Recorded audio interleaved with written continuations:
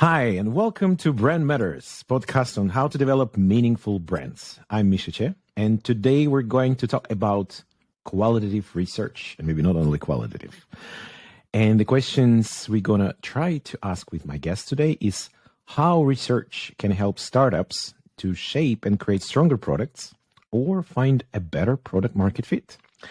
And I'm happy to present our guest today, a researcher who has worked for Google and other IT companies. Currently, she's a vice president for e-commerce and UX research for innovative automotive company called Arrival. The company is from the UK, and a founder for research and consulting company called UXSSR. And the company is partnering with startups and industry leaders to co-create products that people love using the power of customer insight. Ksenia Sternina. Ksenia, welcome. Thanks, Misha. So nice to hear from you. Hi, guys. Hi. Well, you're definitely working with a lot of startups, and we all know by heart that most of the startups unfortunately fail. Well, actually, according to statistics, 90% of startups fail. Why do they fail? So if you go deeper to the stats, there are reasons. And one of the main reasons is that they don't find product market fit.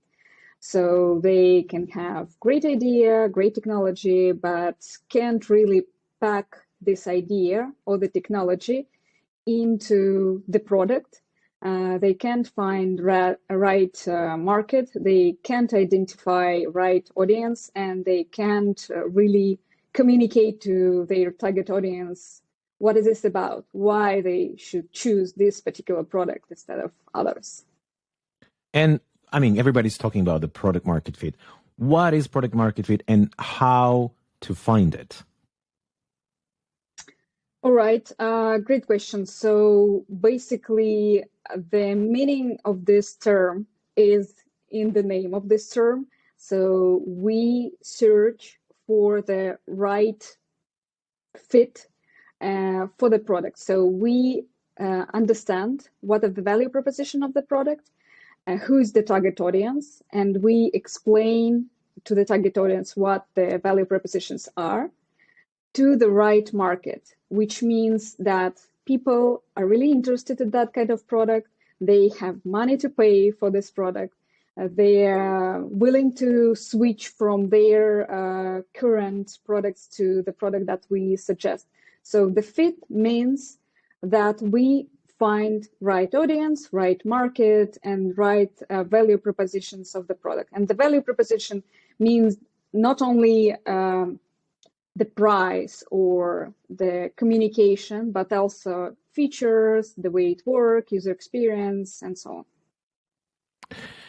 And today we're going to talk about research and how research can help to find this Saint Grail or the product market fit. So, I mean, research is an ocean. So there are different types of researches. So how and what kind of research can actually help you to find the right product market fit?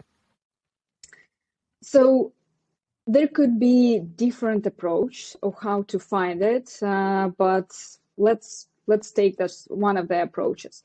So first of all, we figure out the big picture. So we need to score countries and figure out where to launch, first of all, where is the biggest request of that kind of products. So we kind of, considering it as a hypothesis, we pack all our suggestions of what the product is, and then we figure out where is the biggest request from them, that kind of products. So what's the country or the continent to launch it? And this is the kind of country scoring exercise when we find out the list of parameters of how to choose it. So basically it's total market size, and understanding the potential audience, and basically understand the competitors. There could be not the competitors that are doing the same, but they should be the competitors that do the same job for the customer. For example, we can eat banana or we can drink Coca-Cola and feel better after that. In this way, in this context, banana is a competitor to Coca-Cola. So we try to figure out the competitors that we would replace with our product.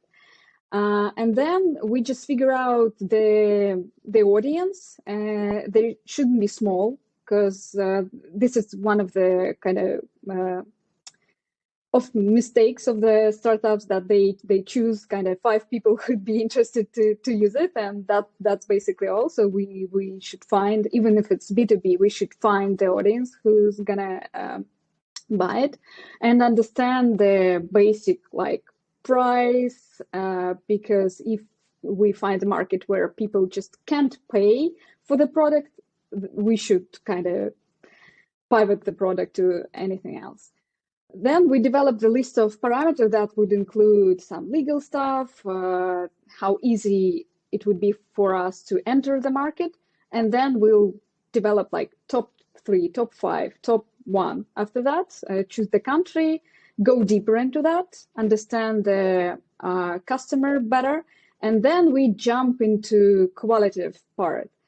In the Western countries, it's most likely named by user research, but there are other directions from the startups which call pretty the same thing as the customer development. So the idea is to contact your potential customer, and then 2 parts. We should figure out who they are, what they're interested in, then their previous experience with that types of product that we're interested in, understand their pain points, what they like in their previous experience. And the second part is to show them our product. It could be the PowerPoint, it could be the simple landing page, or it could be an MVP, it doesn't matter, but we show them the product and understand the reaction. So that's how we collect 2 types of information. So we understand the customer, and we use this information to figure out separately, do we really find the product market fit or not?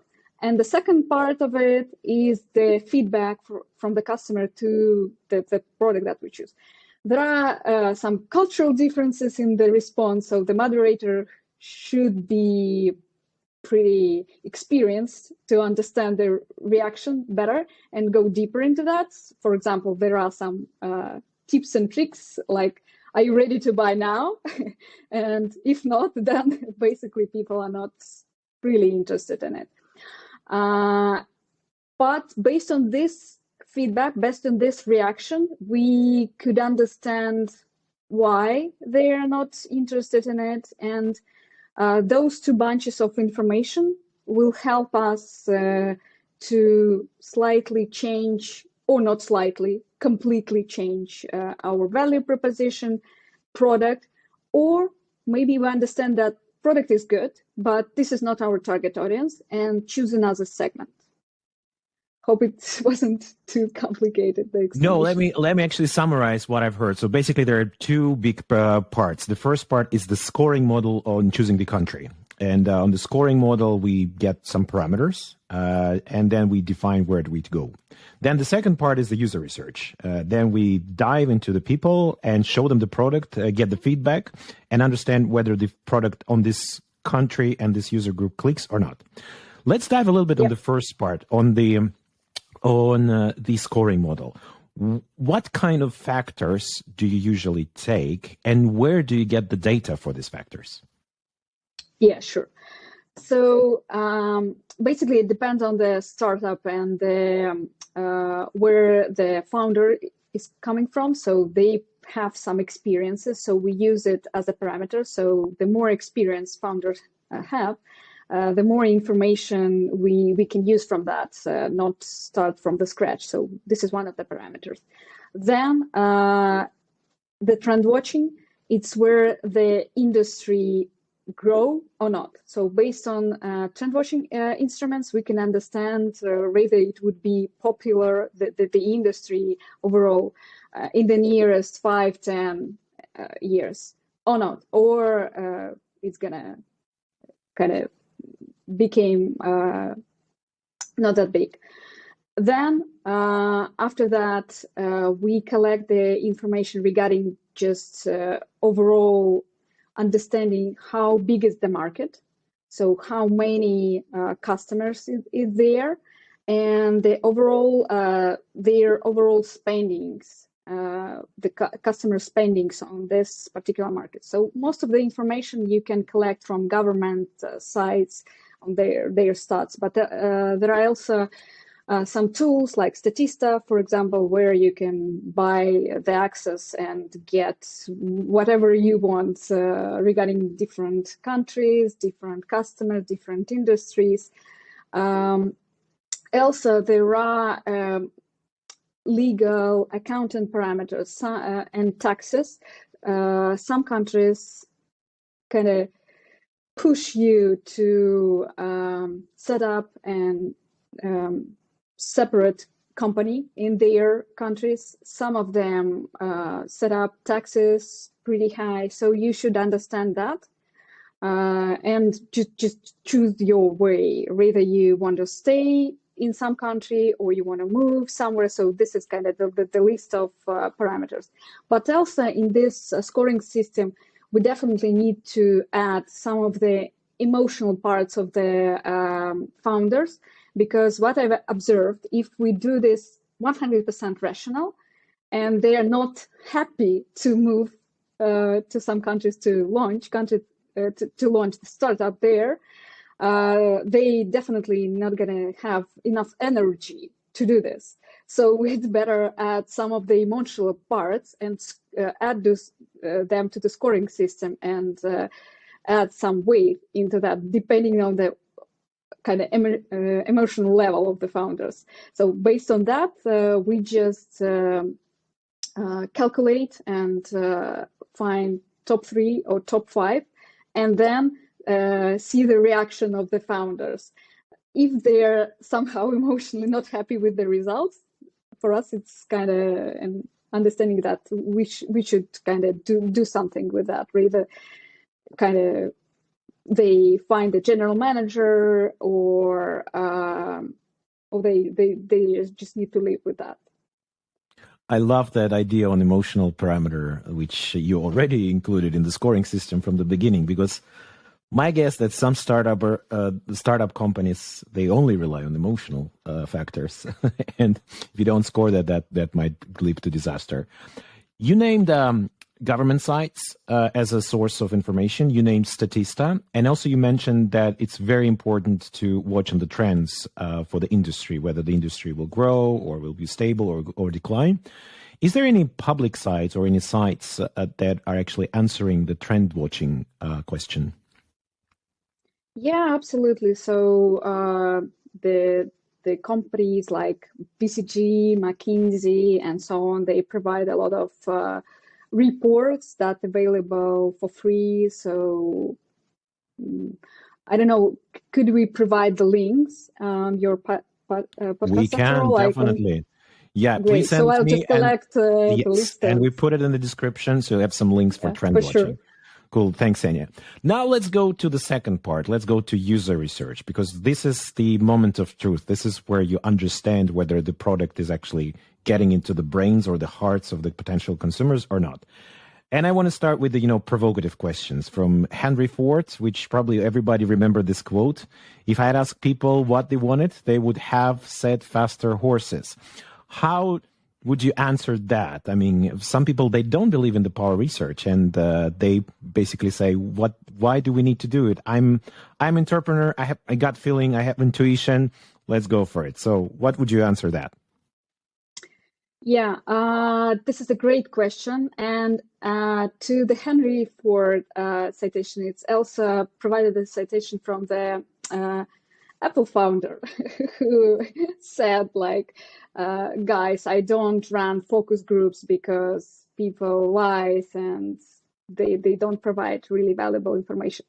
And what I can answer to that if we just only ask people what they want, they can fail with the answer, because sometimes they just don't know what to answer. They don't know what they want.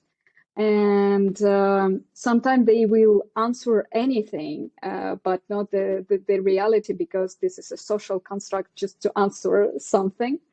So the approach with the studies, it's not only ask what do you want, but touch some other kind of bits from previous experience. What did you try? Did you like it previously, something, just to better understand what they really want based on their previous behavior. But also, this is not only the way to understand what they really need, not what they want, what they really need. So this is the most important thing, because people really don't understand what they need. So we observe their behavior.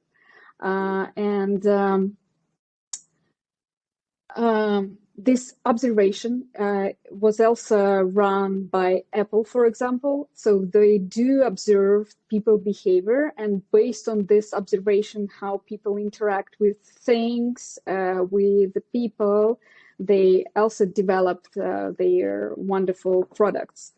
So if we connect several sources of information, statistics of their behavior, our understanding of their previous experience, what they said, but also our observation of what they do, we can combine this, and we don't do whatever they say.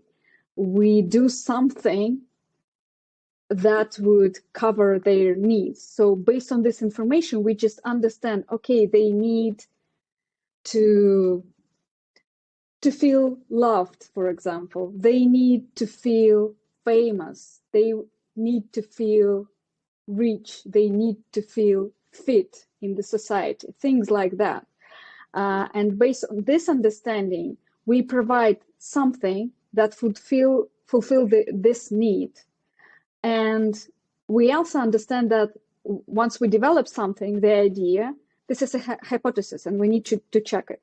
So that's why we then again, the second, the third, and so on round, where we show them something, the PowerPoint or MVP, and understand whether we created something that they really need or not. Wow. Yeah. So if I understand correctly, it's not what they really think they want to do, but it's more what they really need deep inside. And I understand that the different mechanism, and one of them is observation, the other one is actually asking the right questions. Is there any kind of golden questions out there that will help you to dive under the skin into the person's kind of mind and get the understanding what the really need is, as you said, if he or she needs to be loved or to be famous or to feel secure? What are these golden questions are, how to dive into the need part of the brain of the consumer? Yeah, so it depends on the industry and types of needs. So for example, if we are talking about the fintech solution, the need is connected with the task. So I just need my money to be safe, and I want them to be accessible to me anytime, and so on. But there are other industries that are truly connected with emotions, like gaming, for example. So this is the two different types. So let's talk about that differently. If we are talking about industry like fintech, then we can ask about their previous experiences a lot. And when we want to kind of catch some things, we would better ask them to estimate the level of the emotion they felt previously. So if they like something or they didn't like something, So we ask them to estimate the level of their emotion regarding this thing from 1 to 10, for example. And then based on this answer, we can better understand where we are with that. So for example, person can tell that I really hate when the courier doesn't deliver my food in time. So I really hate it. So we can write it down that, okay, this is really a matter. And then we will ask the person, so how do you estimate this emotion? And he or she can say like, okay, it's 4 up to 10. So understand, okay, so this hate is not really hate. So based on this estimation, we can really understand where the pain point lies. So we connect the rational things like tasks with the emotions, because if we completely just divide them, people won't feel connected to the product. So any product, even the kind of product that solves tasks, should be connected with the emotions.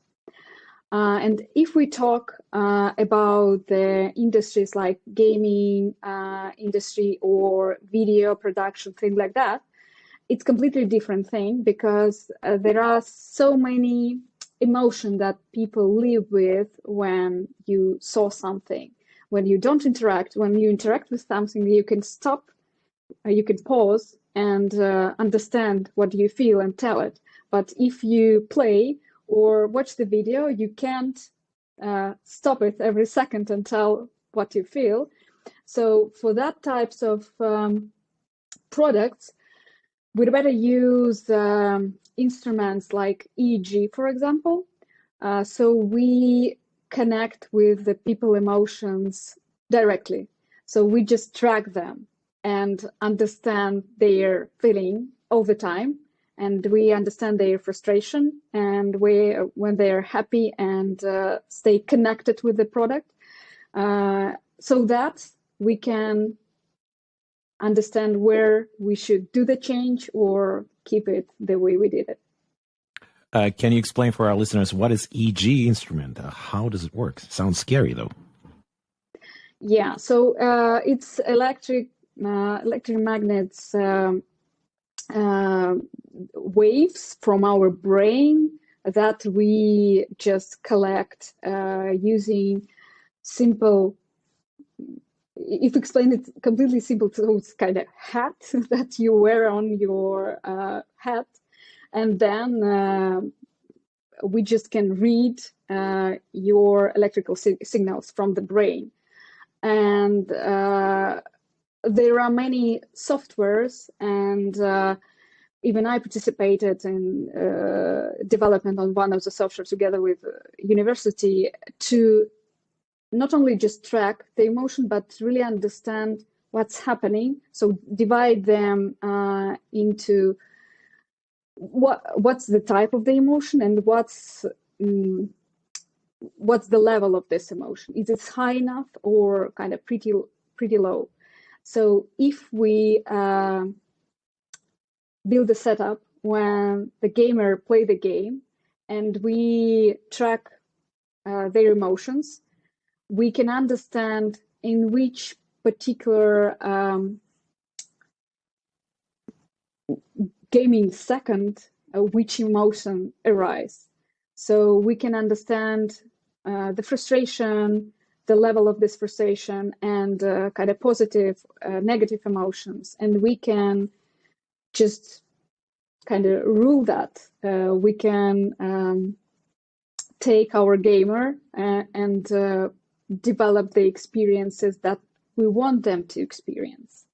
And basically for that type of products, it's really important to provide not only positive emotions, but also negative, but not too negative, or they're going to be too frustrated, so they just get rid of the product. So we need to have this balance. But as for other types of products, so we'd better provide like good experience and mostly positive emotions. What other industries besides the gaming can use this brain scanning methodology to track the emotions in real time? So it's any video production, trailers, cinema series, things like that, movies. Let's go to a little bit kind of a more old school types, asking questions. Now, I assume there is different cultural layers both between the consumer and the moderator. And in some cultures, well, I know by heart, it's really hard for people to tell face-to-face some negative feedback. Yeah. In some cultures, they cannot express it at all.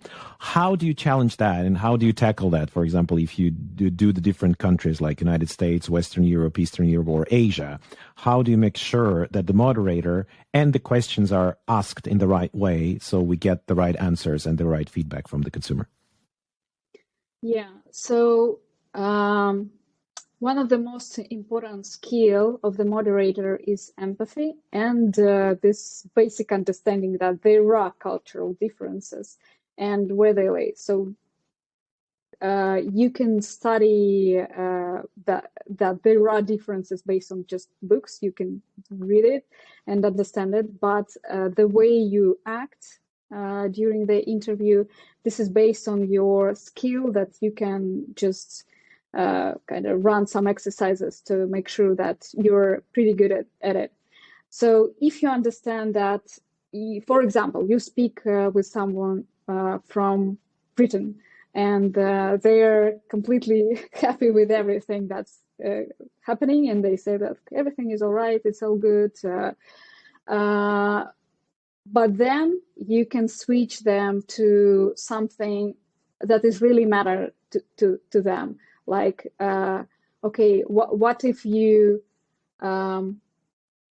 what if it's Christmas and you buy this product to bring it to whom exactly? So who would get this present from you if you buy it for the Christmas? And then based on this reaction, you will see the confusion or something else. So you can understand that something is happening, even if a person doesn't say anything.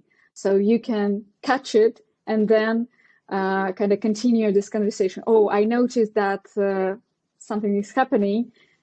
Could you tell me more about this? So maybe it's not for the Christmas and not for the sister. And after that, you can continue with that. There are other types of behavior. So, for example, people can just talk and you can stop them. So they just go their way. you can't really get answers. So you should moderate it better and politely pose this conversation to rule the conversation into the way that you really need.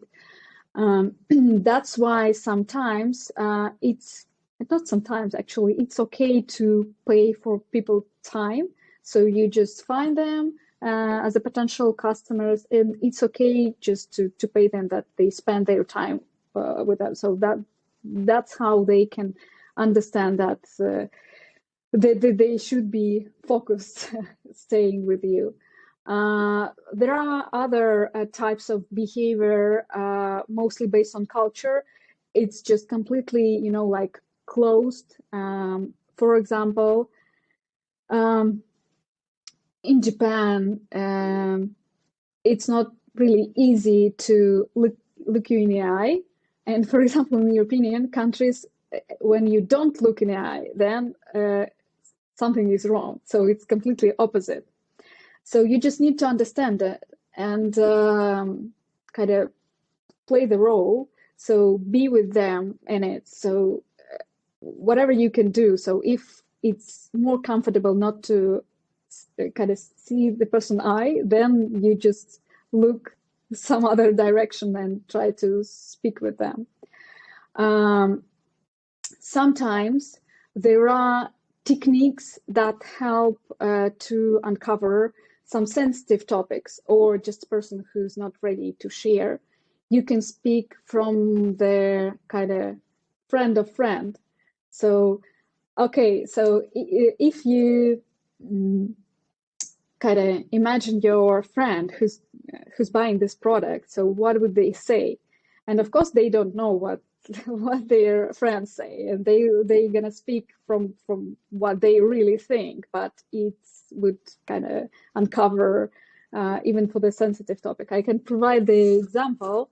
There was a study that I ran for the corporate, and they needed to understand why some employees were happy to participate in conferences. So it was really good for the company brand. So they wanted to find more employees who'd be ready to do the same. So they wanted to understand the motivation, why people are ready to do this. And mostly respondents answer like, I'm just happy to share with the world all my knowledge, and I just want to understand that other people would use it, or things like that.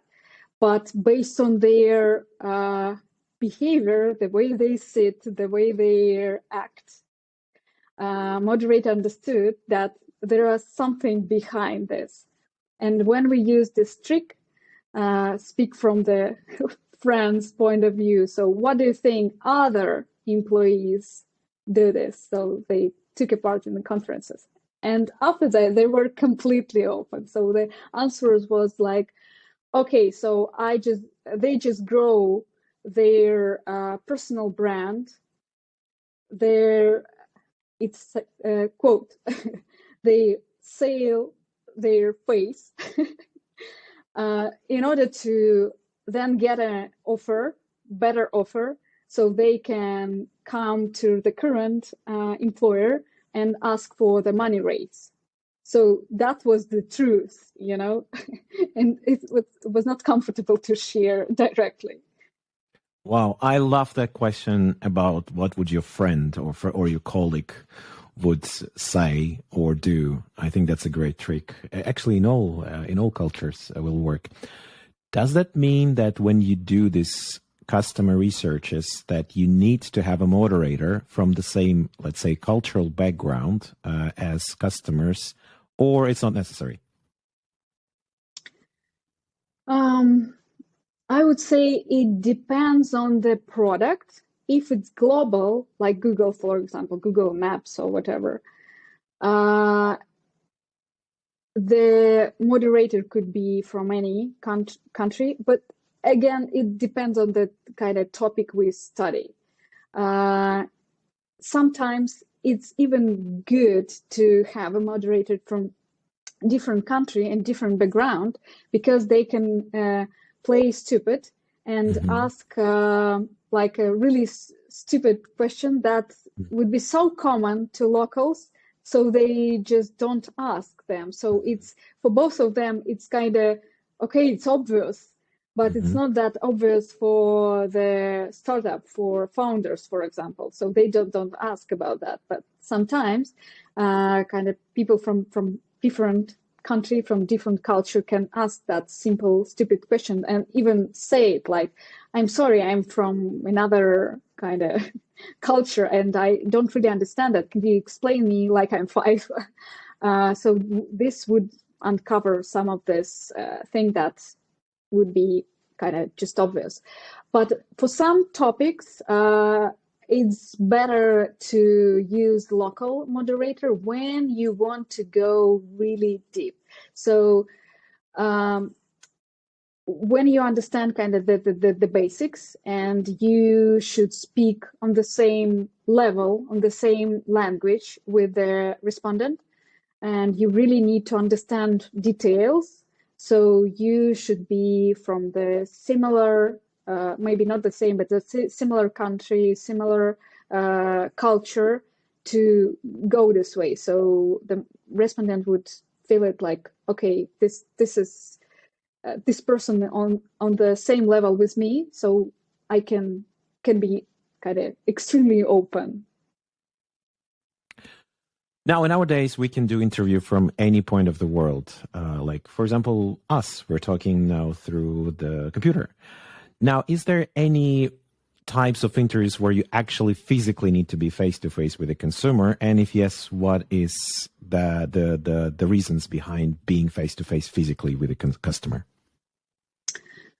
So any products that are not IT only, so any products that would need to have any of the devices, automotive, pharma, so whatever, even gaming. So you need to observe the kind of all the devices that gamers use. As for the IT products, it's okay to do everything online, but sometimes we use a more sophisticated approach like dairy studies. So it's when we need to understand the learning curve. So for example, customer just try the product first time, and then we need to understand how they proceed with that. Then this is the methodological dairy studies, and then we just connect to customer daily, kind of having online conversation at the same time every day, but also we have a chat where customer provide us videos, photos, and just their thoughts once they use the product that we test, that we're trying to understand how they interact with that. So this helps a bit to replace our presence into online, but still be with the customer and observe the longitude experience. I have to jump in now with some case that I really wanted to share that we've done together with you, Ksenia, in UK, when we actually created a hybrid. Because we were launching a food tech company in the UK, which were doing a pizza, but that was in the middle of a COVID pandemic. And we understood that unfortunately we cannot invite customers into the physical office and get the testings and feedbacks. So what we've done, we recruited customers through online, actually through Facebook. And then we said, well, we are looking for respondents to test the pizza. And we've run Zoom interviews with them where they actually needed first to order the pizza through the mobile app, and they gave a feedback, and we kind of observed where we had the problems. And I remember one of the problems that they had is a very hard time to enter the address, because in the UK the address system is all based on the index or zip codes, while in Russia it's all about the name of the street and etc. And then we delivered them the pizza while talking about what they do, etc. And then we observed when they tested and how they gave feedback. And I remember some things which really shocked me is that one customer said, look, your pizza is actually looking much better in real life than on the picture. And it's like, what do you mean? I mean, we've done a great photo. So no, it's too saturated. We don't like that in the UK. And then I was like, oh my God, I definitely have Russian eyes and I do like saturated pictures, but yeah, 50 Shades of Grey in the UK, and probably people look at the product from the different eyes. That was one of the eye opener, and we reshot the full set of the products after that research, and we got a lot of insights on what to improve from the product. Yeah. My last question for today is definitely there's thousands of books out there on how to do customer research. What would be your, let's say, top books that you would recommend for startuppers or for the entrepreneurs to read if they want to dive themselves deeper into doing the customer research?